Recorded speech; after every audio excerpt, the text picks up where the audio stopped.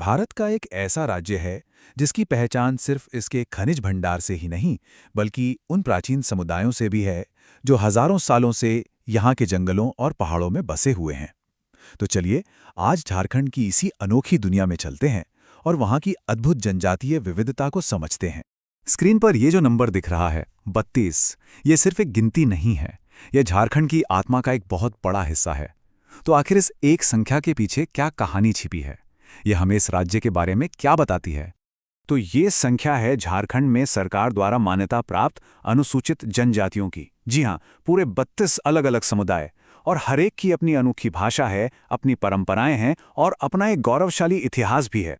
लेकिन क्या ये बात पता है कि ये संख्या हमेशा से 32 नहीं थी? इसके पीछे एक सदी से भी ज्यादा लंबे सफर की कहानी है।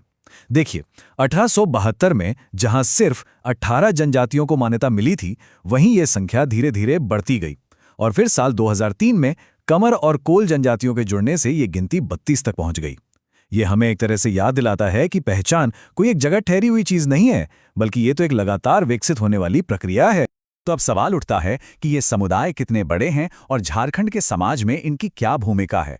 चलिए अब कुछ आंकड़ों पर नजर डालते हैं और समझते हैं कि ये 32 जनजातियां राज्य के ताने बाने का कितना अहम हिस्सा हैं। ये संख्या देखिए, 86,45,042। जी हां, लगभग 86 लाख लोग।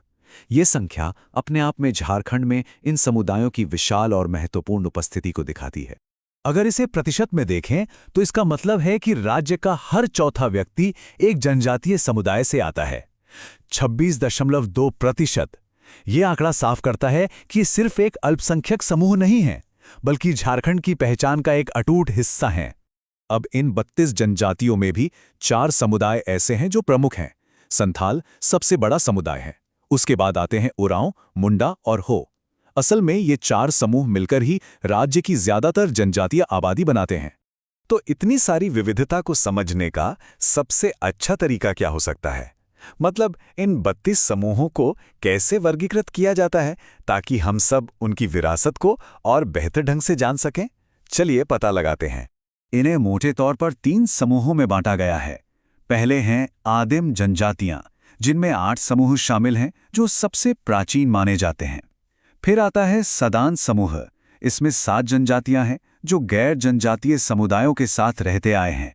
और तीसरा समूह उन 5 जनजातियों का है जो अपनी जड़ों को राजपूतों से जोड़ते हैं। ये वर्गीकरण उनकी सामाजिक और ऐतिहासिक यात्रा की एक बड़ी दिलचस्प झलक देता है। इन जनजातियों की पहचान ना उनके पारंपरिक व्यवसायों से बहुत गहराई से जुड़ी हुई है। उनका काम सिर्फ उनकी आजीविका का साधन नहीं है, बल्कि उनकी सांस्कृतिक विरासत का एक जीता जागता प्रमाण है। मिसाल के तौर पे लोहरा और असुर जनजाति लोहा गलाने की अपनी प्राचीन कला के माहिर हैं। महली समुदाय बांस से क्या खूबसूरत चीजें बनाते हैं और चिकबड़ाइक समुदाय अपनी बेहतरीन बुनाई के लिए जाने जाते हैं। ये हुनर उन्हें विरासत में मिला है जो पीढ़ी दर पीढ़ी चला आ रहा है। और अब एक हैरान कर देने वाला तथ्य, जब भी हम जनजातियों के बारे में सोचते हैं तो हमारे मन में जंगल और पहाड़ों की एक तस्वीर बनती है ना? लेकिन चेरो जनजाति एक अपवाद है। ये एकमात्र ऐसी जनजाति है जो इन इलाकों में रहना पसंद नहीं करती। ये बात उन्हें बाकियों से बिल्कुल अलग बनाती है। चलिए अब थोड़ा और गहराई में उतरते हैं और उन जीवंत सांस्कृतिक प्रथाओं पर ध्यान देते हैं जो उनके रोजमर्रा के जीवन और सामाजिक ढांचे को आकार देती हैं। कई जनजातियों में युवा गृह की एक बहुत ही अनूठी परंपरा है। ये एक तरह का सामुदायिक केंद्र होता है जहां युवा अपनी संस्कृति, परंपराओं और सामाजिक नियमों को सीखते हैं। और दिलचस्प बात यह है कि हर जनजाति का इसके लिए अपना एक अलग नाम है। जैसे संथालों में इसे घोटुल कहते हैं और उरांव में दुमकुड़िया। इसी तरह वधू मूल्य की परंपरा कई समुदायों में आम है, लेकिन शब्द अलग अलग हैं। जैसे संथाल इसे पोन कहते हैं, हो जनजाति में ये गोनोंग है और मुंडा इसे गोनोंग टाका कहते हैं। सोचिए, एक ही परंपरा लेकिन कितने अलग अलग नाम। ये उनकी भाषाई समृद्धि को दिखाता है।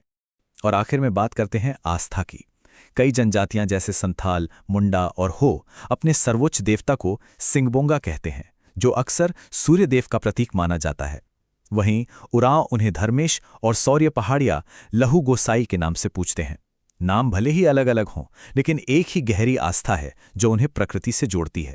तो इन सब बातों के बाद जो सबसे महत्वपूर्ण सवाल उठता है वो ये है कि आज के वैश्वीकरण और लगातार बदलाव के दौर में झारखंड की इस अनमोल सांस्कृतिक विरासत को कैसे बचाया जा रहा है।